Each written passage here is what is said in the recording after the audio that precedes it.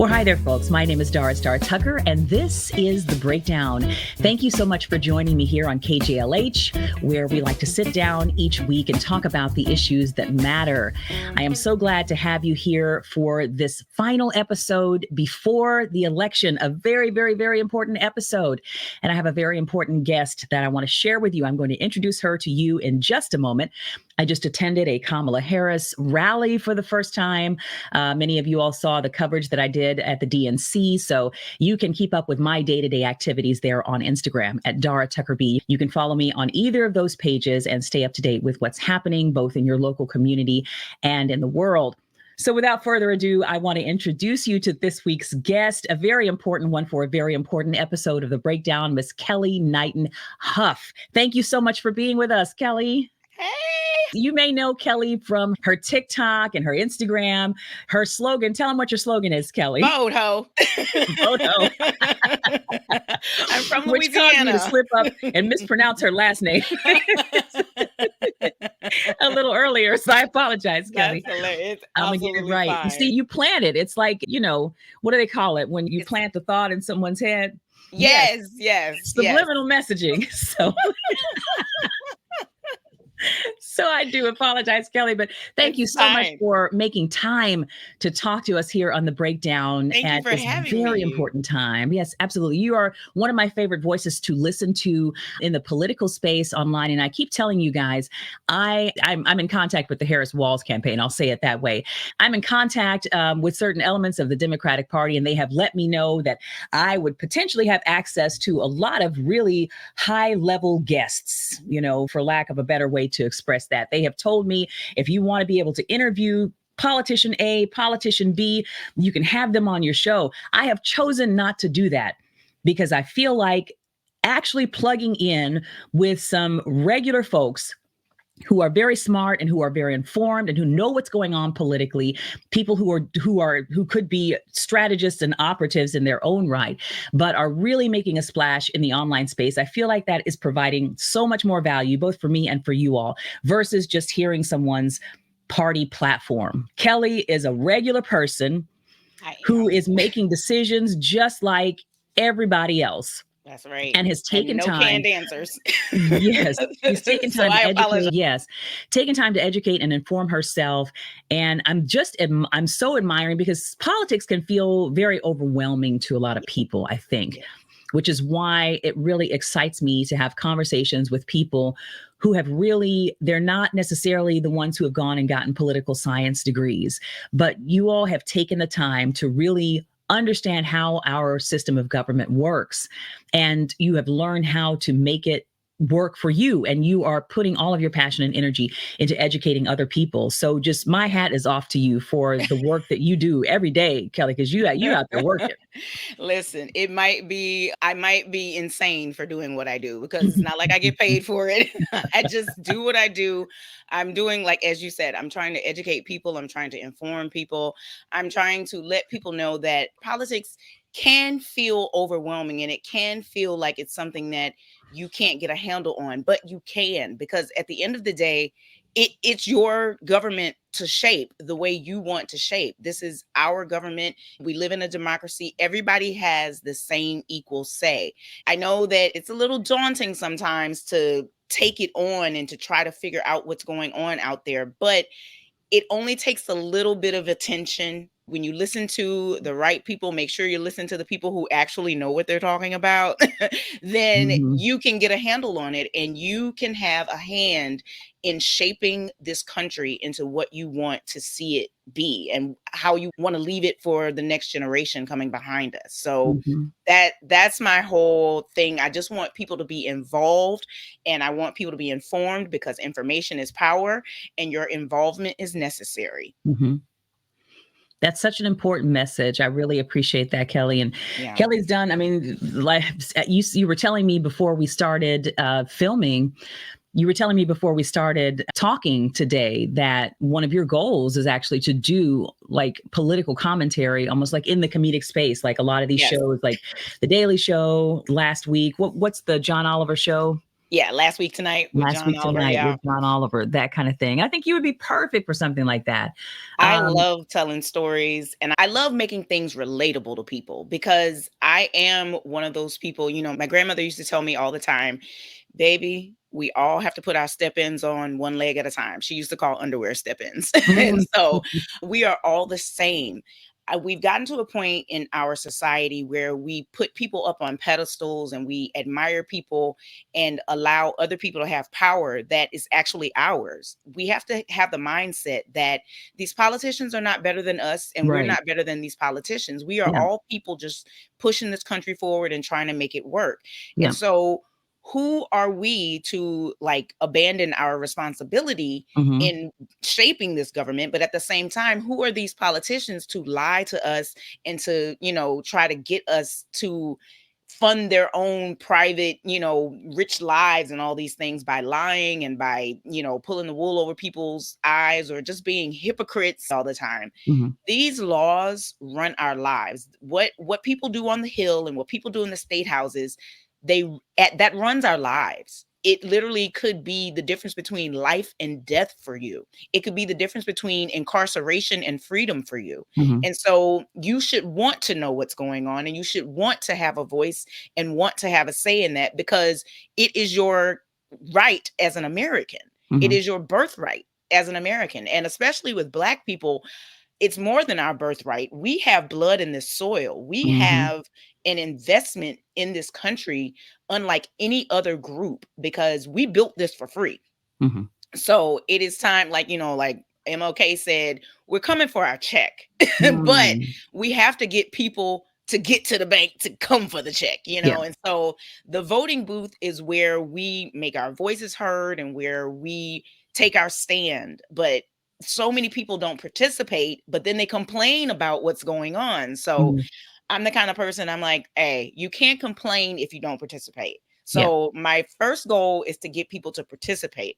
My second goal is to help people look at politics in the way that I said before. We're all the same. Nobody's better than anyone.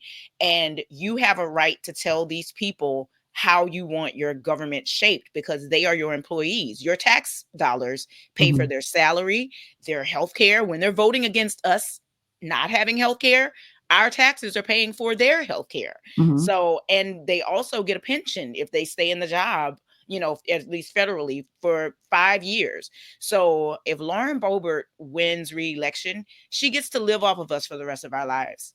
And for the rest of her life, I should say. Mm. I don't appreciate things like that. I Yeah. don't appreciate when people who don't know what they're doing are running my life. I would love for people to start looking at politics as their stake in this country and their responsibility and their right and their privilege as an American to tell these people what they want done. Or if they don't do what we want done, fire them, get them out of there. Voting is the only way you can do that. Mhm.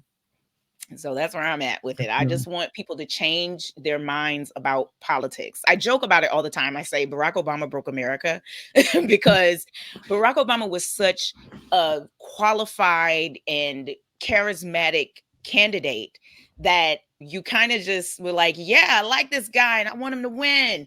But we expect everyone coming after him to be like that. Expectations. Yes, Black excellence has a way of doing that. Yeah. Black Yeah. excellence raises the bar to the Yes. point where now you want everything else to follow suit. It's unfortunate, but we can't have that every time. We have to sometimes go, okay, well, this person is running for Congress. Let me see their ideas. Let me see what they're about. And they may not be as smooth as Barack, or they may not be as personable, but Mhm. if they're about what we're about and they're trying to get the job done, then they deserve to get the job. Yeah. We have to look at voting as employers. We are the hiring managers for the people who make the laws that run our lives. And you're not being a good hiring manager if you're just not showing up to the meetings to, hire or fire. And that's what voting is. It's you deciding to hire or fire someone. That's it. It's not, you're not dating these people. You're not marrying these people. And a lot of people look at voting like that. They're like, well, if I don't like them, I don't want to vote for them. Well, Mhm. what does that have to do with legislation? What does that have Mhm. to do with your future, whether or not you like somebody? That has nothing to do with it. And our government, I do strongly feel that our government needs to heighten the job requirements for these positions, because being 35 and born here is the only requirement to be president of the United States. And that's wild. You can't even get a corporate job like that. Like, you can't just be 35 and walk into any corporation and apply and expect to get a job. So we really need to start rethinking how we interact with our political system and with our legislators in order to shape this country properly. Well, that's a lot of what you advocate for. Can you tell people where they can find you online if they want to follow your content? Sure. So on TikTok, I am Belle Curve, and it's Belle, like Southern Belle, because I am a Southern Belle, and Curve. It's Curve with a K. The reason why I chose that name is because I want to say it was when I was in high school, there were these white psychiatrists that wrote this book called The Bell Curve. And they basically were trying to make a case to say that different racial groups have different intellectual prowess, and we were at the bottom of the bell curve. And the bell curve was the imagery that they used, and how they got all this. They were basically trying to bolster and buttress white supremacy. They were basically trying to say white people were the smartest people, and here's scientific proof to prove it. But it was all malarkey, if I could borrow that from Joe Biden.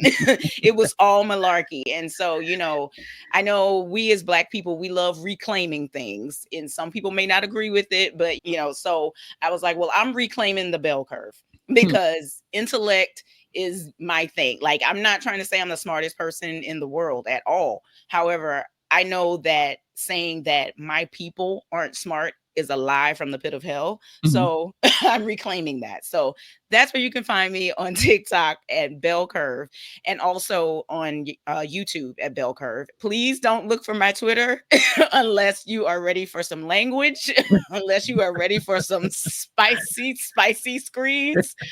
Twitter is where I go to act up. So because my Bell Curve Twitter actually got permabanned. So I'm VoteHo over at Twitter, and it's vote HEAUX, because I'm from Louisiana and we spell everything with EAUX. So it's VoteHo on Twitter, and it's Bell Curve on TikTok and on YouTube. And all my Instagram is just my TikToks. So if you look for me on TikTok, that you're just getting my TikToks on Instagram too. My Instagram name is complicated though. If you really do want to get to my Instagram, you can go to either Bell Curve or VoteHo on Twitter and go to my link in my bio, and it'll lead you to my other socials. Okay. All right. I've got split names on a couple of different platforms, and I honestly hate that I have to do it in that way, but I was not able to get Dara Star Tucker on Instagram for a lot of reasons. That's how I was on Instagram as well. Like, I have the Bell Curve on Instagram, but I don't post anything on it. I just hurry up and snatch it because for some reason Bell Curve was not available. And I was like, what? Who is this? Who's taking my stuff? Like, my idea is so original, but that's it. It is what it is. So we're everywhere. Understandable. Well, Bell Curve, I'm sure will take folks where they need to go. But what I really want to talk to you about is your state, because you are so adamant about this idea that our vote matters, our vote counts. Obviously, your handle is VoteHo, and then that's how you end a lot of your videos. VoteHo, and you're screaming there, and it was very effective messaging. Yes, but it's very unquestioning. It's very much in your face. You don't equivocate, and you don't really do a lot of hand holding. And it's interesting to observe the way that a lot of us engage with that, because everybody's in a different stage of their journey. Okay. That's right. So I've had to do videos about how I came from a very conservative background. I voted for George Bush. Okay. I voted for George Bush at one point because I came from a conservative right-wing background that said you have to vote for the candidate that's against abortion. So there was no way that I could even conceive at that time. It was my first time voting. There's no way that I could conceive of voting for someone who was pro-abortion. Well, I have made my journey, and you have made a journey as well. And I remember you saying in response to a lot of these people doing third-party voting and protest voting, which is a big conversation being had right now in, everywhere, but particularly on TikTok, it's gotten really rancorous at certain points. A lot of accusations being thrown out of, you're trying to hand it to Trump and you're trying to throw away our election and you're pro-genocide and you're this and you're that. Yeah. And so your response to a lot of these people doing third-party voting as a way of whatever it is that they're advocating for, they feel like their vote doesn't matter, all parties are the same, or whatever their reason is. I saw one video that you did a while back where, and you've probably said this in many videos, where you talk about your history of voting. I don't know if you were voting for Bernie or upset about Bernie being pushed out in the 2016 election. Yeah. I don't remember which one it was, but, can you tell me about kind of your journey with all of this and what has made you so adamant about, understanding what your job is right now? Okay. Yep. So I didn't vote third party in 2016. I did vote for Hillary Clinton, but what I said was I was very vocal about not being happy about voting for Hillary Clinton. So after the primaries and everything that happened with Bernie Sanders, I will 100% admit I was not fully informed on how our primaries work and all of that. So when it happened, I too, the algorithm is going to feed you what you're already eating. I say that all the time. Your algorithm is not the real world. And so when I was on social, especially back then in 2015, 2016, it was feeding me everything about Bernie Sanders, Bernie Sanders, Bernie Sanders, because that's what I was clicking on. That's what I was interested in. That's what I was reading. That's what I was interacting with. And so, of course, it felt like he had been cheated out of something and woo again, because I didn't know anything about our primary system.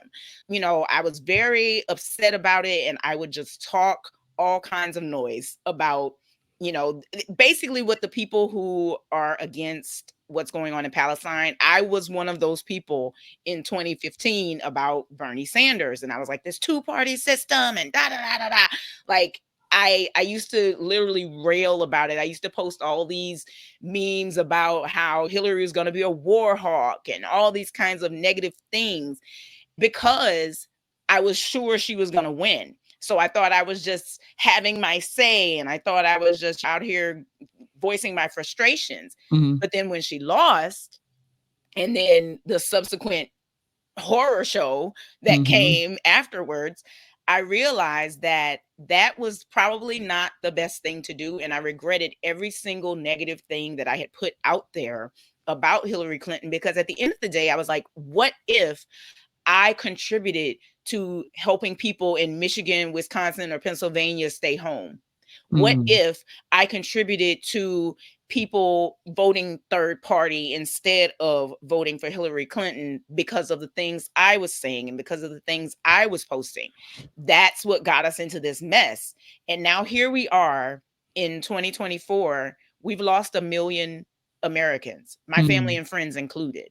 And so I sat back and I realized, you have a right to your feelings. You absolutely have a right to your feelings, but your feelings aren't facts. And that is the point that I missed in 2016. If I knew the facts about our primary system, I would realize, oh, Bernie Sanders didn't have a snowball chance in hell to win the primary in the first place. It didn't matter how many votes he got in this state, that state, or the other, because it wasn't an overwhelming win. And because Hillary Clinton was basically an establishment politician who had relationships with these delegates who were going to vote for her. And, people try to say, oh, it was all a game and it was all a plot and they were all conspiring. No. Super delegates have a vote in the primary system, just like you have a vote in the general election. And Bernie Sanders did not have the relationships, nor did he have the history of work that would have helped him gain a lot of those votes to get the primary nomination. So I did not know that then. And now that I know it, and like I said, I realize in hindsight what happened. That is what I'm trying to express to some of these the people who are upset about Palestine.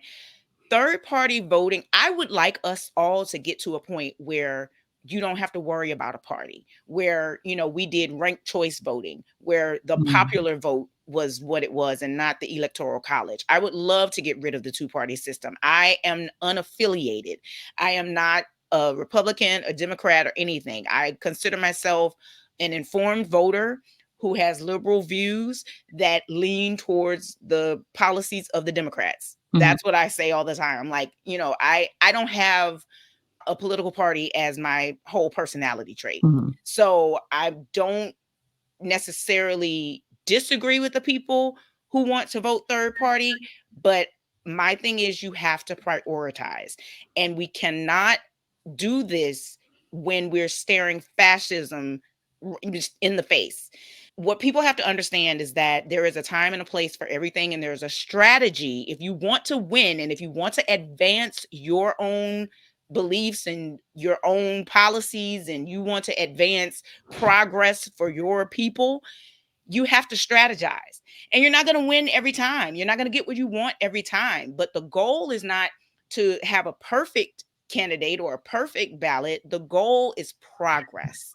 And progress cannot happen if you are protest voting when we have stakes such as we have right now in 2024. And I hear a lot of young people, they always say, y'all are always talking about this is the most important election of our lives. Well, because it is, because we've been put in a position since 2010 with our backs against the wall to have to counteract the Republicans' hyper-partisan voting.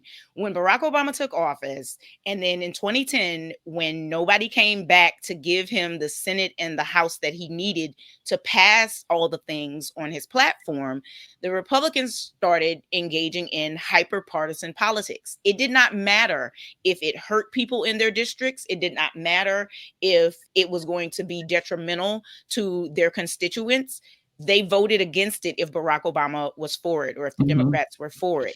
And that's a very childish and a very unprofessional way to run our legislature. But that's what happened. And it's all because they were trying to preserve white supremacy as the law of the land in this country. They wanted to make Barack Obama look incompetent by voting against his entire platform at all times, so that people, as they do now, could say, well, he didn't do anything. It's not that he didn't do anything. We did not show up for him in 2010, and therefore he couldn't get anything done. And then by the time he was leaving the presidency, the Senate had completely, gotten 50-50, and they started utilizing that filibuster to their advantage at all times. Like, people who haven't been paying attention to politics for a long time. I've been paying attention to politics since I was like 6 years old. Like, I used to sit with my grandmother. My grandmother would read the paper every morning. And, when I was little, she would give me the funny papers. And so I would sit there with her. She's having her coffee, reading the paper, and I'm sitting there reading the funny papers with my coffee. She did used to give me coffee. But it was mostly milk and sugar, honestly. There was a little bit of coffee in there. But keeping up with it. And then, she used to watch C-SPAN all day and things like that. So I started being introduced to civic duty and politics in that way. There used to be bipartisan bills. There used to be bipartisan laws that passed. Yeah. But when Black people started advancing in the late 90s, and then Bill Clinton got caught up in his scandal, that's when the Republican Party and the people like Ken Starr and Newt Gingrich and all these people, they decided to turn our politics into team games. So if you're not on my team, I'm not voting for you. If you're not going to be supporting me over here, I'm not going to support you over there. So it went from being able to talk to people who had differing political views and convincing them, one way or the other to vote for you. You scratch my back, I scratch yours. That's how politics used to be. It completely shifted from that. And then especially when Barack Obama took office, it became, we got to make sure we make the Democrats look like trash. So we are going to vote this against every single thing they put forth, and we are going to stall them out in legislation completely. And we have been enduring that for the past 16 years. So I get why people are saying this two-party system is jacked up and we don't want to have anything to do with it. At the same time, you have to prioritize and you have to strategize. And the strategy right now to do a protest vote because of an issue that is going on thousands and thousands of miles away, we will start enduring the hardships that the people in Gaza are enduring if we allow the Republicans to take the legislative branch or the executive branch, because they already have the judicial branch. And a lot of people in this country don't realize that the Supreme Court, the buck stops there. So whatever the Supreme Court rules, that becomes the law of our land. Mm-hmm. And right now they are in Trump's hand. Like 3 of them were appointed by him. And then, the other 3, they are Republican to the core and they are still playing these partisan games. So we have 6 people who are literally in charge of what is legal and not legal in our country. And they are playing game for the Republicans. We cannot allow that to stand. And third-party voting allows that to stand. It is because our voting system is a zero-sum game. And in a zero-sum game, if you don't vote for your team to win, you are helping the other team. That's just how it goes. That's reality. That's not me putting any kind of estimations or any of my own feelings on it. That is how it works. If our electorate was a pie and the biggest piece of pie wins, you are cutting pieces away or you're leaving pieces on the table. But if you keep cutting up the pieces into tiny slivers, the biggest piece wins. So you're not going to win because your piece is still small. Third-party voting cuts the Democrats' piece into tiny slivers and it makes it unable to win. So you have to look at it like a strategy and not like it is speaking for your life. Like I get it. People are like, I have to vote my conscience. Well, baby, your conscience isn't going to help you when the law tries to enslave you. And that's just real. Your conscience is not going to help you when these people make laws that make regular everyday things we do illegal and then put you in jail because they're trying to create a slave class in this country. And unfortunately, according to our Constitution, slavery is still legal if you are a criminal. If they lock you up, they can make you work for free. And that is what they're trying to do. I read something before that says that they start building prisons by the 4th grade success data in this country. So basically, they look at the rates of literacy, math competency, and all those things by the time people are in the 4th grade. And that's how they judge how many prisons they need to build. Because if you have not reached a certain benchmark by 4th grade, the statistics say that you may become a criminal. So these people are plotting on our lives behind the scenes. And I get it. I get that what's going on in Palestine is atrocious and it needs to stop. I also know that this started before all of us were born. And there's no easy fix. There's not going to be, you flip a switch and the bombs are going to stop. You vote for these third-party people and that's going to show the Democrats. That's not going to show the Democrats. What that's going to show the Democrats is that, well, you don't understand how the system works and you're not worth their time trying to court. So they're going to court people who do participate in the system and who do seem to know that it's a zero-sum game. And what people don't realize is that you're going to push the Democrats closer to the center and closer to the right before you pull them to the left with a protest vote. Because if you're protest voting, why would they waste time trying to court you when they could court people who are disaffected with Donald Trump on the right? And I've seen a lot of people talking about that. I've seen a lot of people going, now you see how Liz Cheney, all of a sudden, people are courting her and her dad and da-da-da-da-da, because y'all said y'all weren't going to vote for her. Y'all were very vocal about it. You were very loud about it for a year. You were very loud about saying you were not going to vote for what you deem a genocidal candidate, even though Donald Trump will do worse to Gaza. And even though none of these third-party candidates have any support in Congress, but our Congress bipartisanly supports Israel. Any third-party candidate that's telling you they're going to immediately call for a ceasefire, that's all they're going to do, baby, is call for it. They're not going to get it because what a lot of people don't understand is that the president can be vetoed by 2/3 of Congress, and over 2/3 of our Congress supports Israel. So, you know, Jill Stein, Cornel West, whoever, all these other people who are claiming they're going to get a ceasefire done, they're lying to you. And if they're not lying to you, that just means that they don't know how our system works. And then they should not have the job if they don't understand how the system works. Either way, the protest vote is not going to work. Yeah. What it is, I've called it political masturbation. It only makes you feel good. But the rest of us are going to be left out here in a mess if you continue with the protest voting. So I get it. And like I said, any other year, I would absolutely be for it. Like I said, in 2015, I entertained it.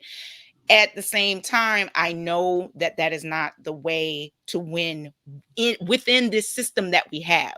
Until we change our two-party system, third-party votes are just throwing away your vote. If you're going to go to the voting booth, why waste your time going to the voting booth if you're not going to do something that's going to help us win or help yourself get closer to progress? That's my thing. You are wasting your vote and you are wasting your time if in 2024 you go to the polls and vote for someone who is not Kamala Harris. That's the math of it. That's not an opinion. That's math. Well, that's an earful, Kellee. And the thing that we were talking about beforehand, before we actually started with the show itself, one of the things that we are both dealing with right now is a little bit of this anxiety around the election itself. And I think a lot of people are really in this place of, you know, we're headed into the home stretch. Obviously, early voting has been going on for a while. We're seeing certain numbers, certain polling that's coming in. Nobody really knows what to do with the numbers.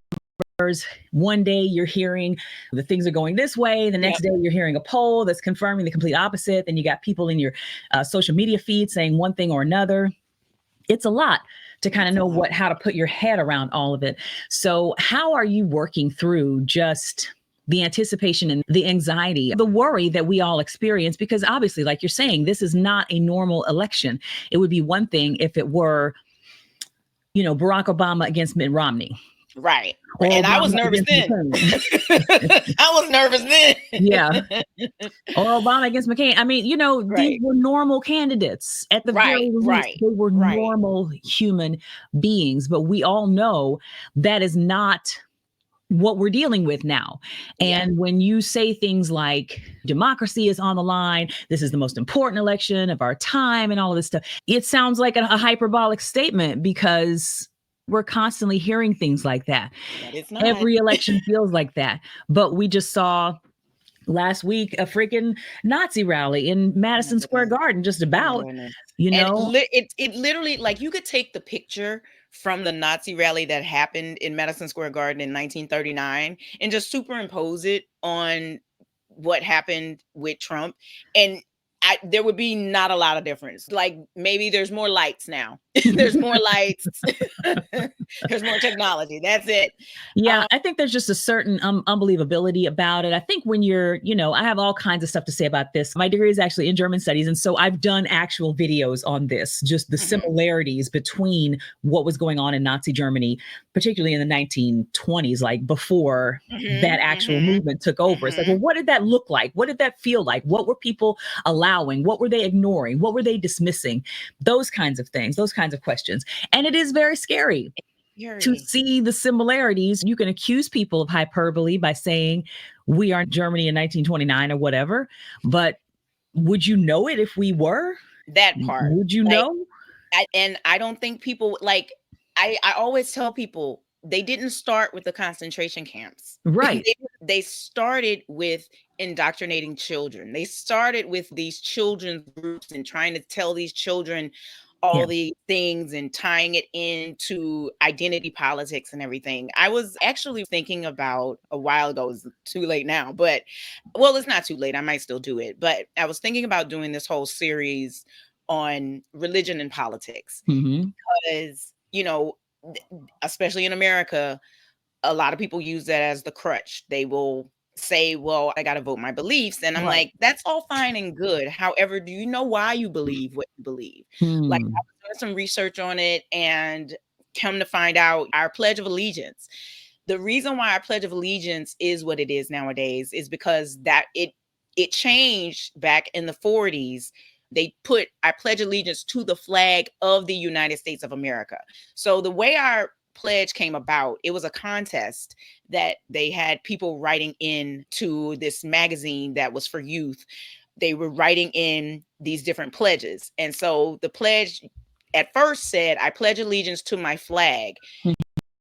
But they said that they thought the new European immigrant children that were coming over, you know, after the Holocaust and when we had the influx of European immigrants coming to this country, they said they did not want the immigrant children to be confused. And when you say my flag, they might have thought they meant their flag from their country that they just immigrated from. So that's why we got of the United States of America into it.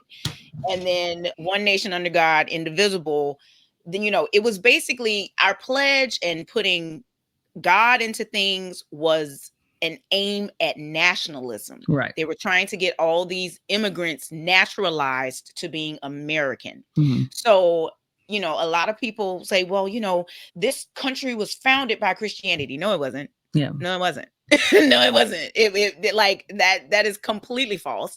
And as a matter of fact, this country was founded for religious freedom because the colonizers that came over here didn't want to adhere to the rules of the Church of England because they wanted to get divorces and they wanted different things. And so they came here to escape religious persecution where they were from.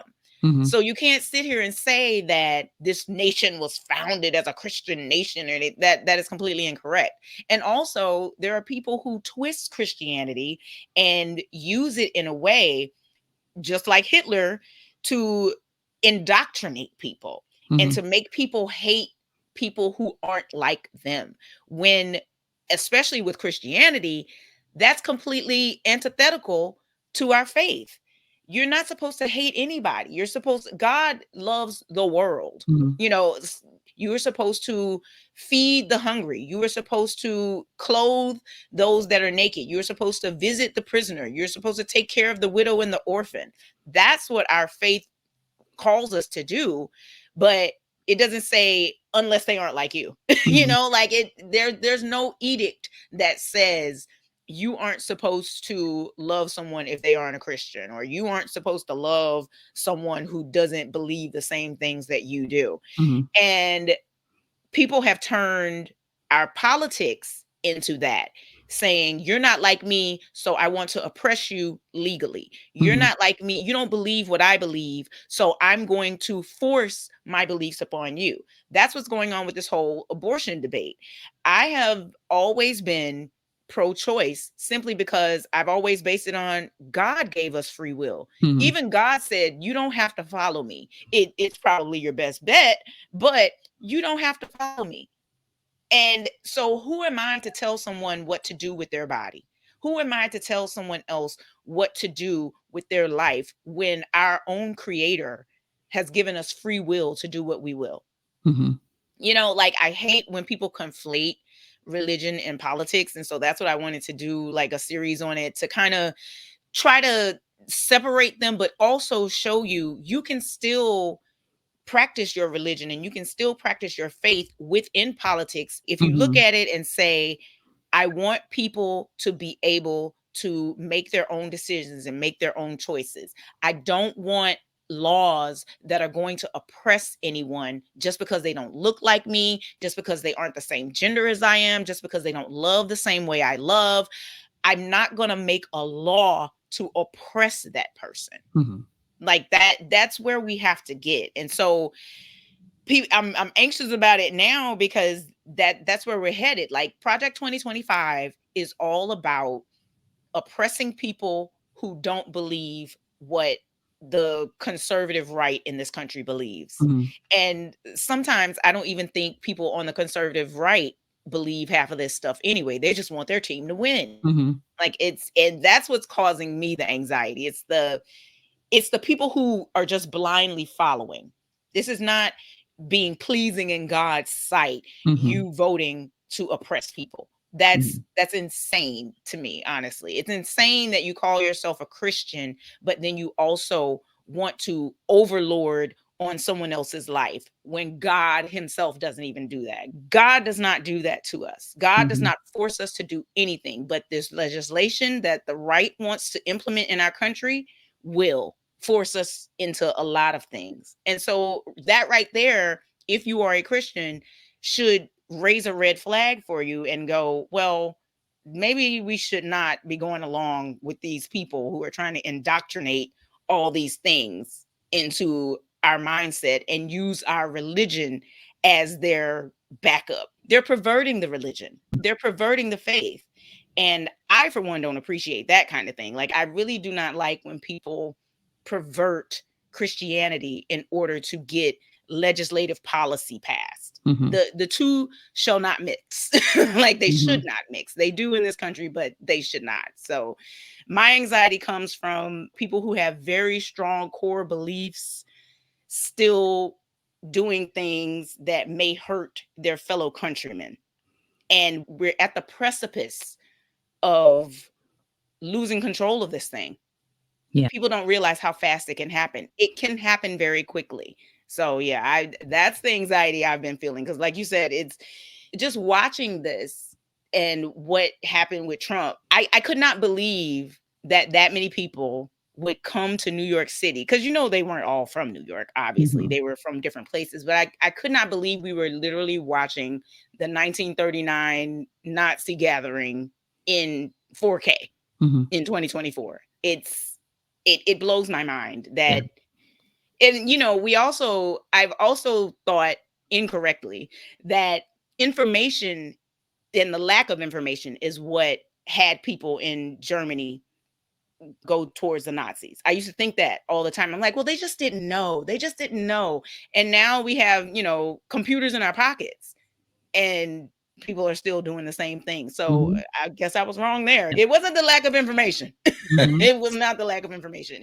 It's something else. It's something a little more sinister. And I think we really need to pay attention. I think we need to all be involved and engaged, because we are the only ones that can stop it.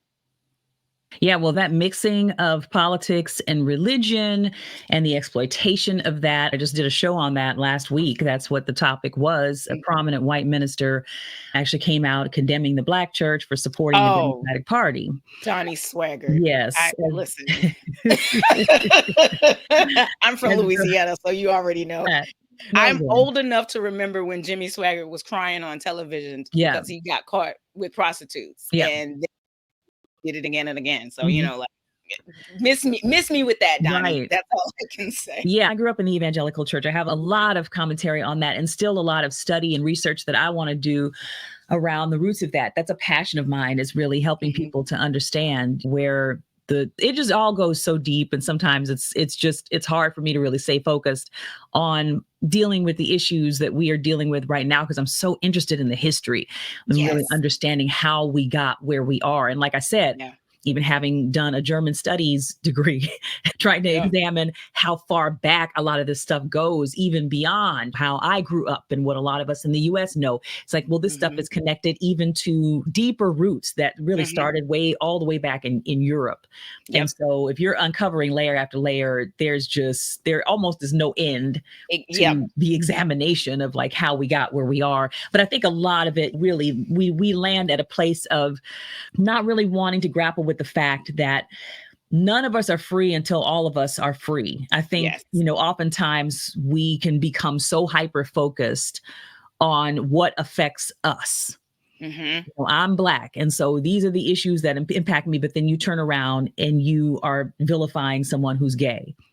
Or I'm a woman, but then you have something to say about trans people, or you've got something to say about immigrants, but you understand the struggles of women.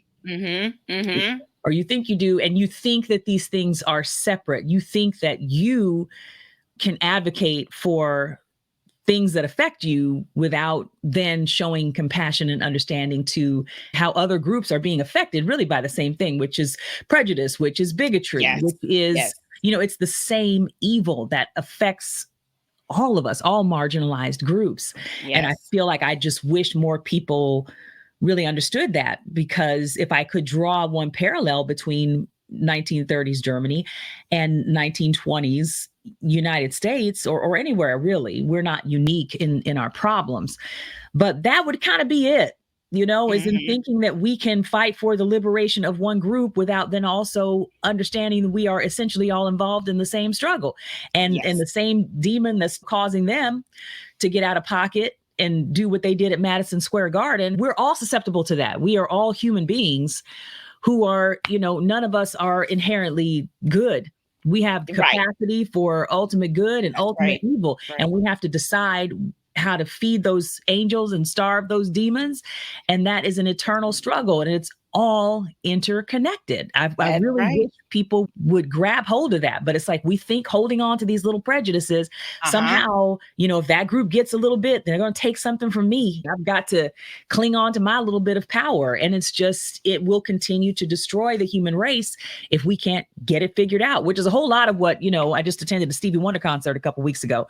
Has a whole lot of what he talks about, that need to show love. I mean, these are fundamental issues. It goes beyond politics, and we're just gonna keep tripping over this same chord if we cannot figure out these fundamentals. That is the God's honest truth. And what I always say, I always ask people, who, especially like when it comes to the LGBTQIA community, I always ask the people who are against it. I was like, how is it hurting you?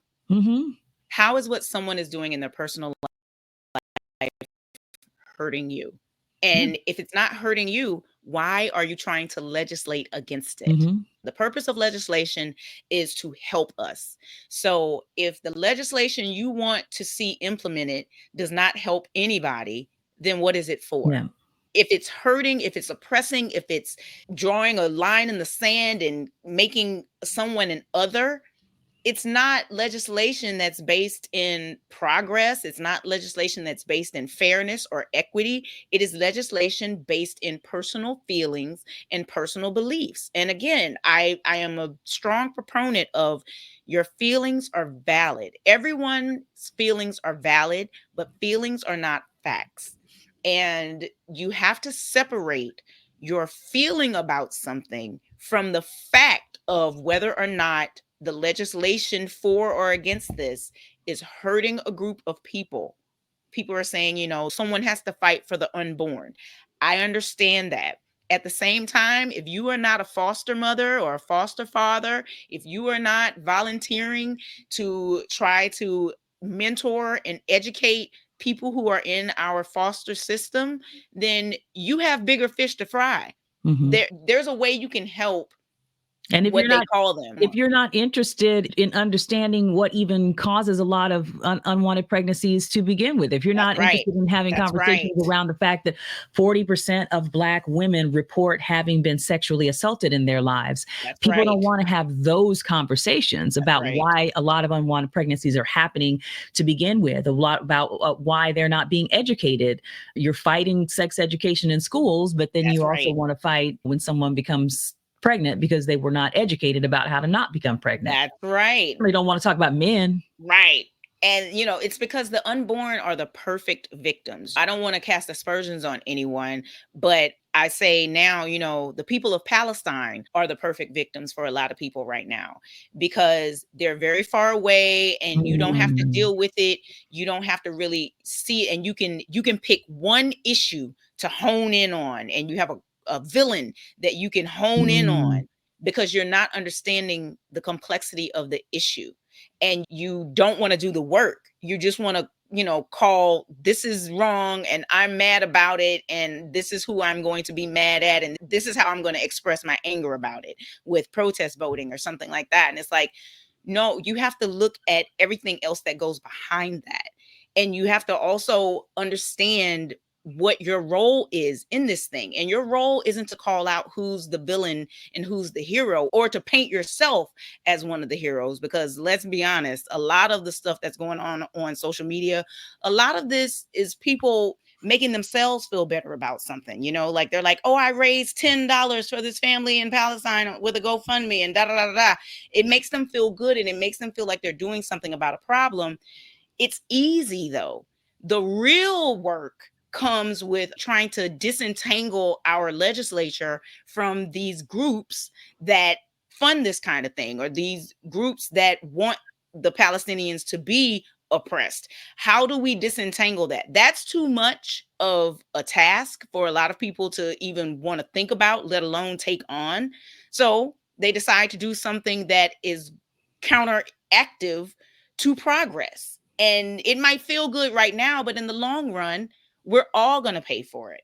Like I said, when I was moaning and groaning about voting for Hillary Clinton, I was not aware that it was going to depress voter turnout in 3 specific states that made it work out for Donald Trump to win the 2016 presidency. But it did. And then we lost people. Like, people died. 1 million people in this country, over 1 million people in this country died because of his incompetence. A lot of people don't realize that Donald Trump fired the pandemic response team that Barack Obama and Joe Biden put in place back when we had swine flu going on. They created this entire team that if something like that were to come up again, to protect America. In 2018, Donald Trump fired them, saying that it was a waste of money. And then COVID came, and then we lost 1 million people. You have to zoom out. You have to zoom out from the issues and the problems sometimes. And I know a lot of people feel like, well, if I zoom out and I feel helpless and I feel hopeless because there's nothing I can do. No, there's always something you can do, but you need to do what's going to be effective versus what is emotional. And a lot of people do what's emotional, and all that does is put us in a bigger mess. And I was one of those people. I was being very emotional because in my mind, again, I've been following politics all my life.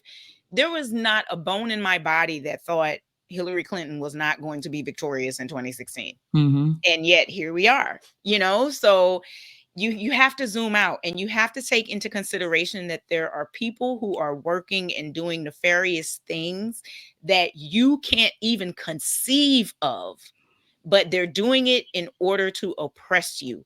And you have to do everything you can to stop them, even when it feels like what you're doing is something that's going against your conscience because of a situation that's going on in another country.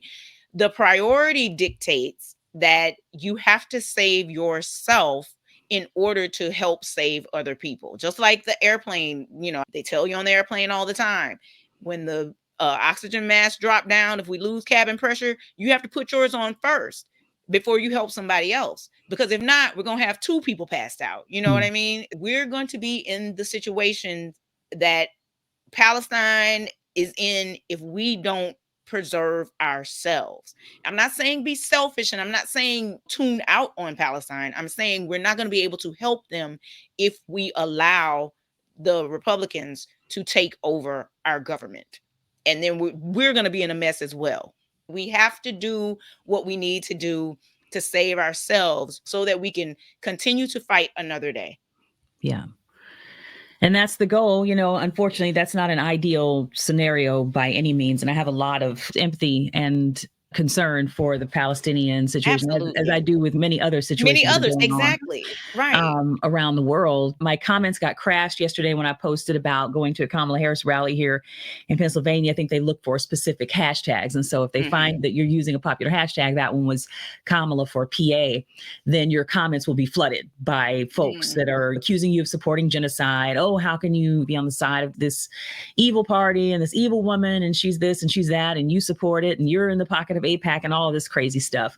And I've stopped arguing with people who do this stuff because I've learned, it's taken me many months to figure out that the whole purpose of those campaigns is disruption. And I'm not saying their cause is not worthy. It's a worthy cause, but the methodologies of these people who feel that we should be waylaying Kamala Harris's campaign, the methodologies is pure disruption.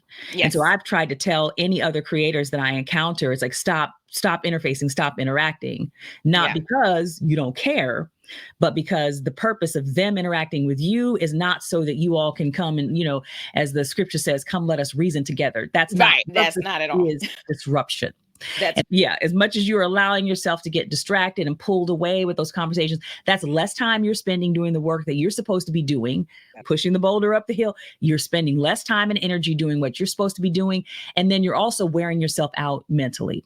Absolutely. You're allowing them to claw at your will. This whole anxiety we've been talking about, your mental state, your spiritual state, your emotional state, all of those things are going to be deeply impacted by you feeling like you're constantly in a boxing match with people who are accusing you of evil and who are trying to prevent you from doing the best thing that you can possibly do in this moment. We have to make the best decision we can with the information and the resources that we have right now. So my response is always, first of all, I don't argue with people who don't have a plan. Secondly, if you could convince me that not voting for Kamala Harris would save Palestinian lives, that it would help Palestinians, if Donald Trump was out here being a Nazi and also saying, I'm going to do everything I can to stop this onslaught of the Palestinian people, but I'm also a Nazi, like I could almost understand your reasoning.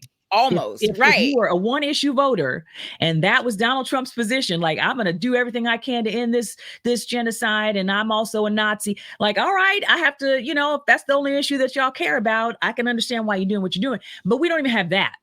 Right. What we have is things will be worse, or at the very least the same.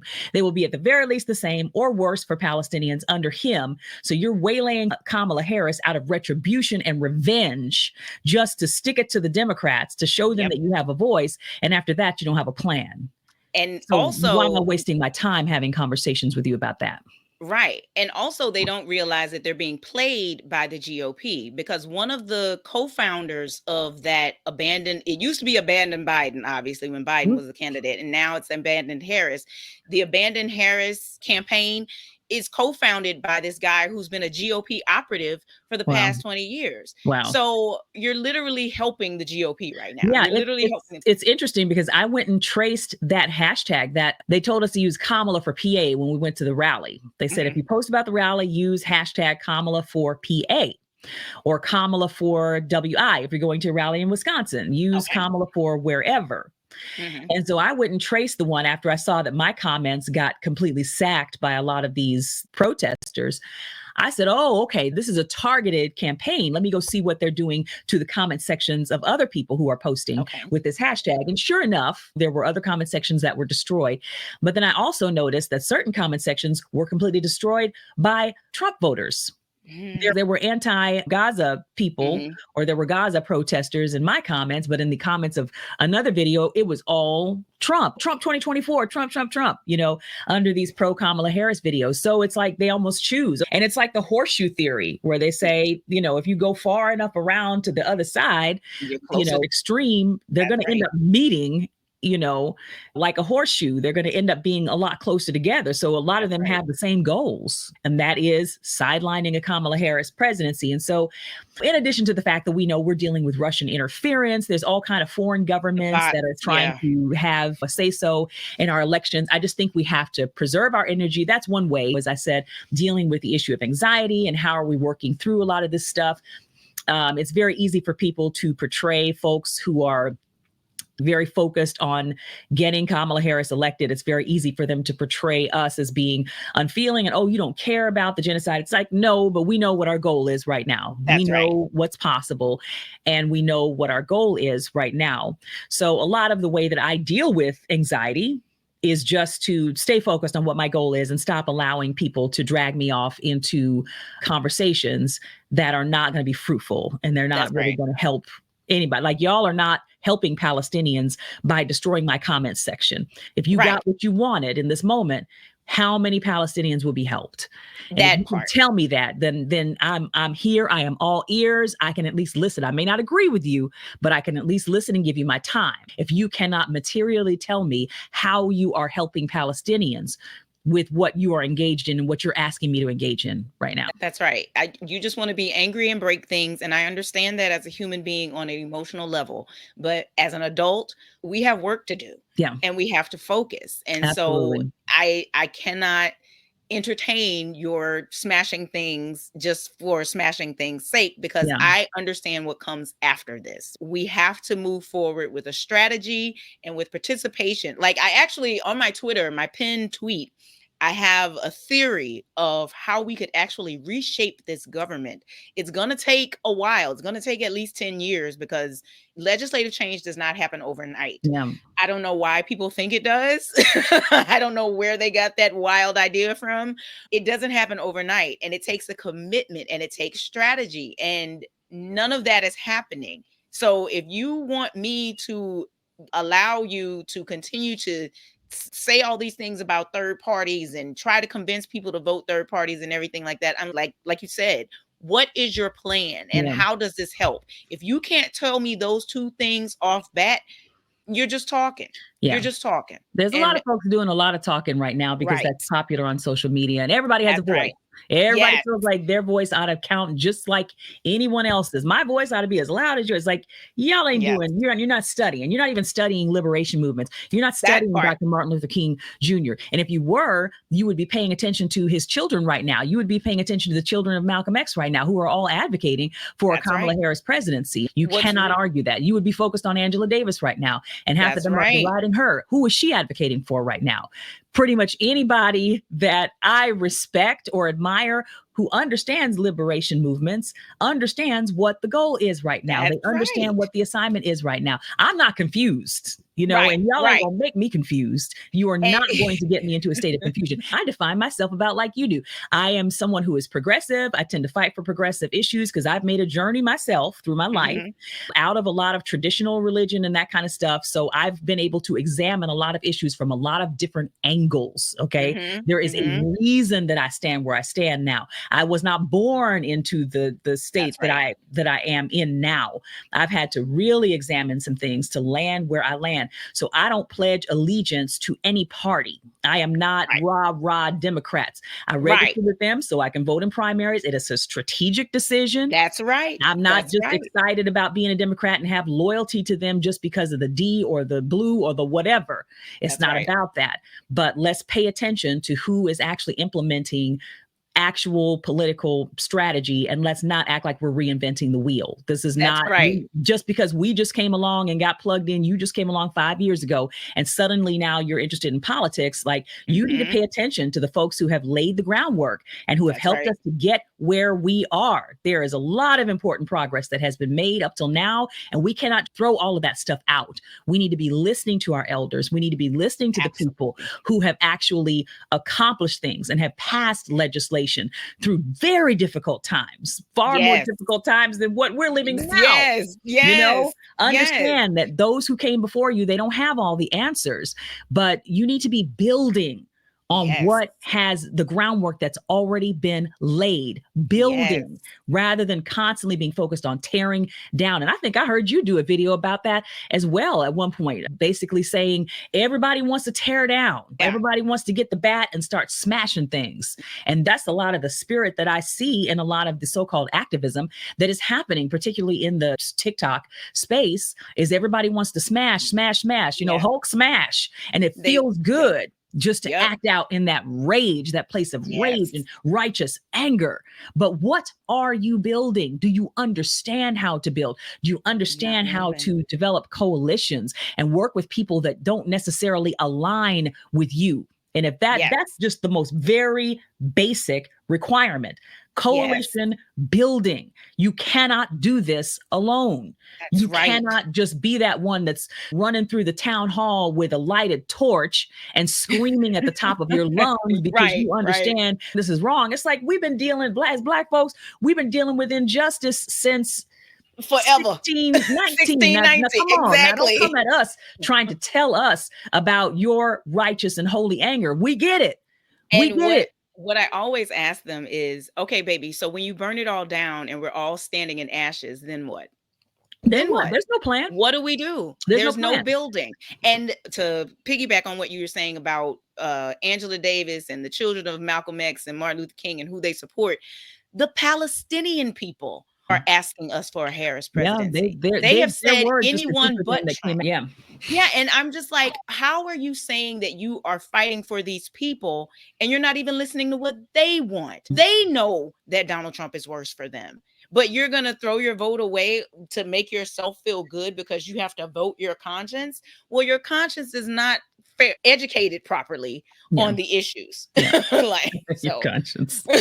again, one of the co-founders of that Abandon Harris movement is a GOP operative. Yeah. He's been trying to get the Republican Party and maintain their power in this country for over 20 years. So why would he stop now? And what I don't appreciate is people not recognizing that there are bad actors out here, like some of these third-party people who are profiting off of the pain of the Palestinian people.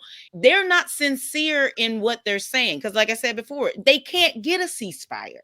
So they're lying to you and they're using the pain and the suffering of another people to advance their own political agendas.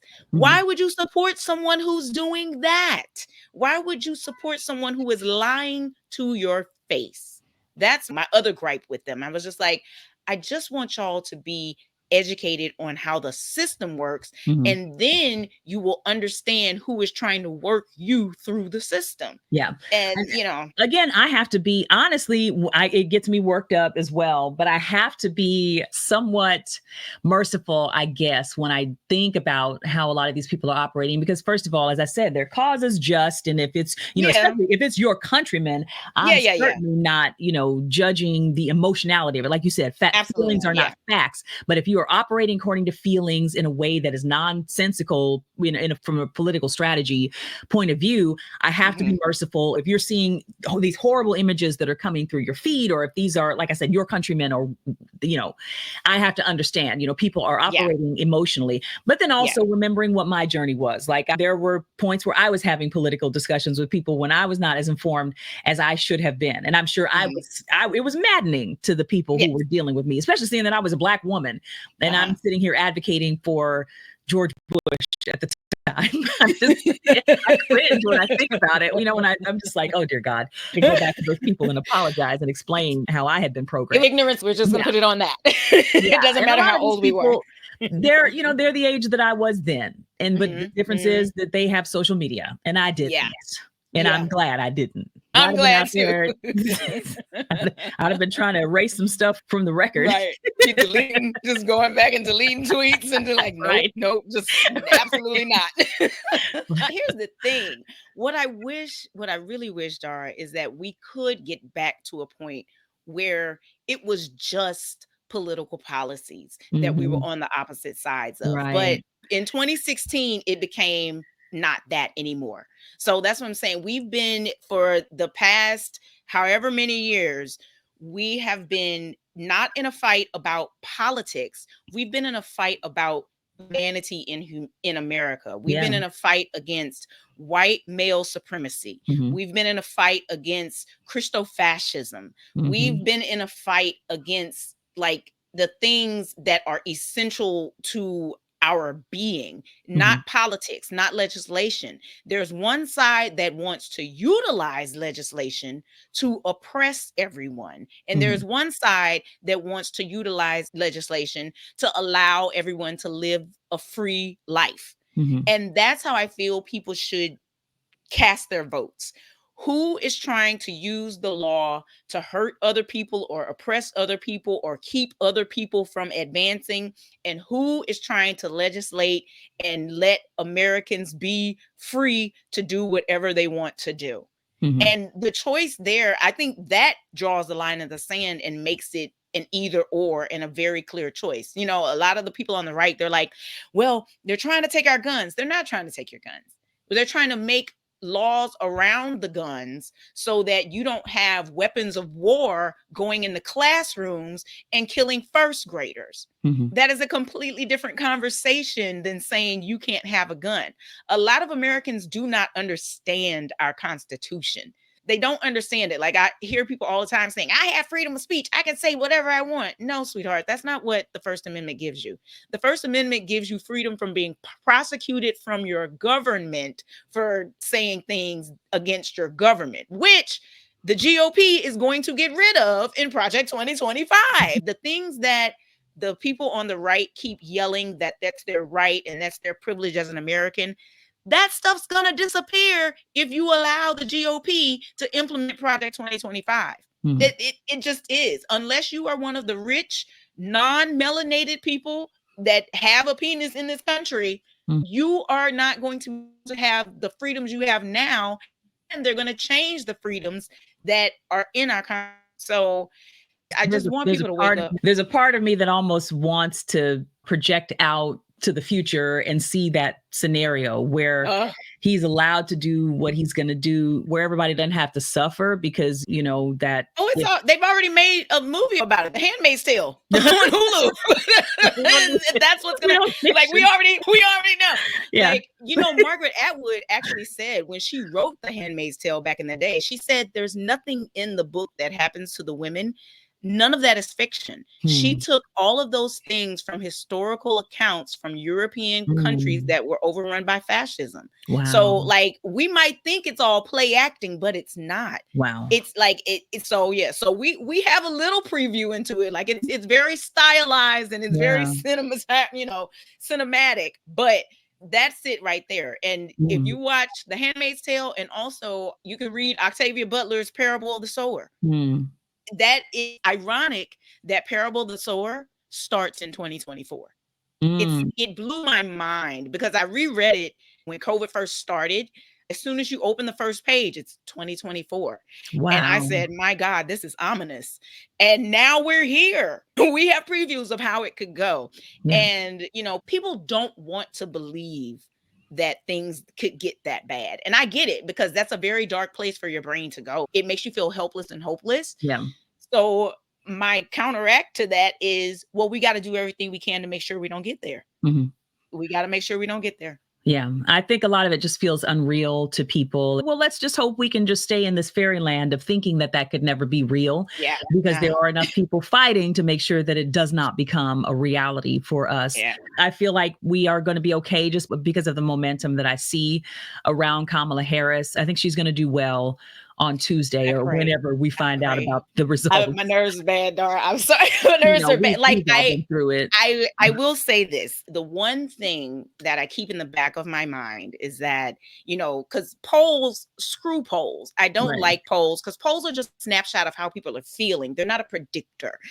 But with all of the polls, the one thing I am crossing my fingers and staying on my knees about are the young people. The young people who don't answer their phone when they see a number they don't know, or who don't answer the polls and all these things. What I'm hoping is that they show up and show out, because quite honestly, it's always the youth vote that saves us from going over the cliff of fascism. Like, it's always the youth. Like, even back in the day when they were protesting Vietnam and they were protesting things, that it's always the youth, it's always the college votes and things like that that save us. So I'm just hoping and praying that they are vastly underestimating what the youth are going to show up and do for our country. I hope and pray that they are with it, and they are educated, and they do what we need them to do. And I mean, the older people, we need to get our stuff together too, because at the end of the day, our elders have already fought these fights. And that's the part about this that really breaks my heart, quite honestly. The fact that I have a 84-year-old aunt who is witnessing this all over again. I talked to her the other day, and she said, I just can't believe we're back here. I can't believe we're back to a space where they trying to, you know, make it so that we can't vote anymore. People don't realize what we went through to get the privilege to exercise that power. And now you want to throw it away? Now you want to use it irresponsibly. I mean, that's your right as a free American, but it's not a smart thing to do. And you're going to get us all in a mess. This is also why I detest group projects. I hate group projects. I hate them so much. This is the worst group project ever. I want it to end. Well, I think focusing on those of us who are actively working towards doing everything that we can to make sure that we have a good result on Tuesday, I think focusing on that is actually very calming, because having done a lot of the work that I'm doing this year to get out the word and just help to inform people, it's introduced me to a community of great people who are like you, people who are doing the work, who are making themselves useful, and who are not just wringing their hands and biting their nails and worrying, but they're active and they're engaged. And, I've learned so much more about the political process this year than I knew before. So I'm encouraged by just, even the people who have been writing postcards, who have been doing door knocking and canvassing and calling phone banking. Yes. I mean, it's just, it really is a massive, massive ground effort. And as I understand it, when Trump's daughter-in-law, Laura Trump, and I don't remember who the other co-chair of the RNC is, but when they came and took over, they fired a ton of people at the RNC. Oh, yeah. Yeah, they did. They have no ground game, which is one of the reasons that Elon Musk is hiring people and paying people and trying to get them to get the word out. The Democrats have far out strategized Republicans, and even they have out fundraised Republicans with a lot of smaller donations. They certainly have their billionaire supporters, but a ton of smaller donations and just a massive ground game. So I keep reminding everybody, there are more of us than there are of them. And I hate to put it in us and them terms, No, but that's real. We're all that's Americans. Real. Yeah, we are all Americans, but some Americans don't want other Americans to have nice things. and so we have to fight against those Americans. And I will say that now that is a hopeful part. I have seen so much more participation, and I love when people post online that they're doing these things, because, Barack Obama was the first candidate that even had social media at his disposal. Feeling, it feels like that a little bit, because I was one of those people who was phone banking every day and door knocking and all that. And, I lived in the Bronx at the time when he was running. So I was, si se puede, everywhere I went. So, the energy that Kamala Harris has infused into the election, late, and it was the 11th hour. She hasn't been the candidate that long, but Donald Trump has been campaigning for 3 years now. So, the reason why they had to fire all their people on the ground is because they need all the money to go towards his lawyers for all these legal cases. We have 7 states right now that are in legislation about that fake elector scheme that happened in 2020.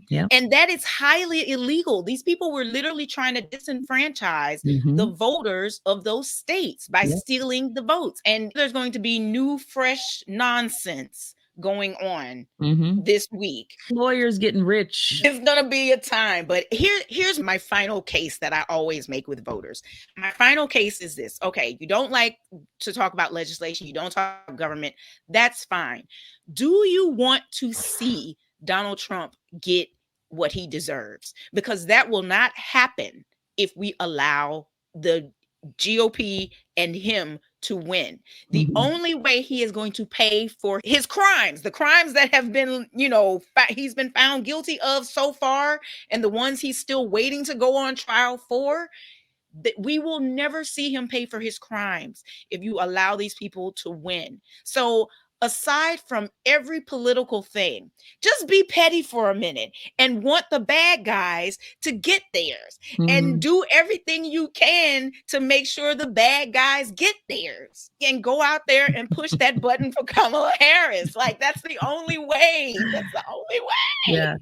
And I say, hopefully an overwhelming majority win, and that we're not, and wringing our hands. None of that. So agonized. That was so agonizing. I remember that Saturday when they finally called the election for Joe Biden, and I was like, Like I almost cried. And this year I might. This year I might. There I might was be dancing tears. around my house. Yes, I was Playing the Wiz relieved. soundtrack, Brand New I Day. know. I put that on and danced around my house. Brand new day. Yes, I might make that into a TikTok. If they announce, and you know what would be so amazing, Dar? It would be amazing if Texas flipped blue, Oh if my God. Florida flipped blue, and if Georgia flipped, like those 3 states, like I've looked at the maps and everything. If those 3 states flip blue on Tuesday night, baby, the game is over. Insane. Texas, Florida, and Georgia on election night, I will cry. I will go live on TikTok. I will cry. I will be like, because my whole thing on TikTok, I'm like, I don't have feelings. I'm a Capricorn. So I will go against everything I have ever said about not having feelings and emotions, and I will be an emotional wreck on my TikTok live, y'all. So I'm putting it out there. If we get Texas, Florida, and Georgia, all 3 on election night, you can hold me to it. I will be on the internet weeping like a baby.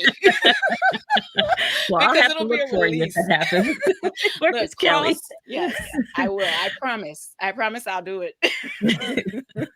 We're all going to get through this together. We know that there is going to be skullduggery. We know that the efforts are going to be put out there to try to create as much chaos and turmoil as possible. Yes. But I just want to reassure everyone. Questlove made a really important post on his Instagram recently about the importance of getting control of your thoughts and emotions and understanding that you are in charge of that process. And those are your emotions. They belong to you. So you don't just let them be manipulated, fly around out of control. You are in control of that. So I would encourage everyone to read his post about just that process of settling yourself and settling your mind. I feel like at this point, because I have worked so hard for so many months to get out the word about need to preserve our democracy. I have worked so hard this year.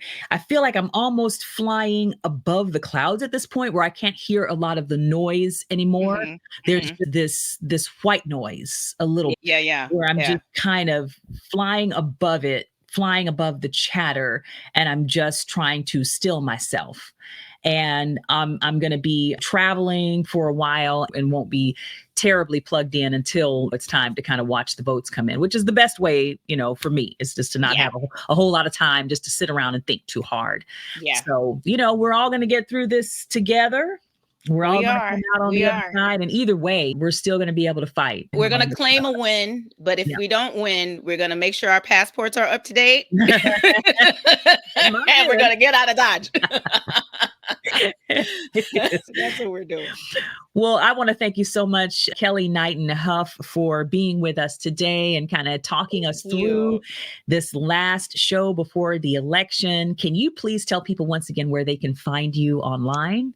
You can find me at Belle Curve. That's BELLE, like Southern Belle, and KURVE, Curve with a K, on TikTok and on YouTube. And then at Vote Ho, and Ho is spelled HEAUX, on Twitter. But again, don't go on Twitter if you have sensitive eyes and ears. I don't even let my mama see my Twitter. I'm gonna head over there now and see what you're doing.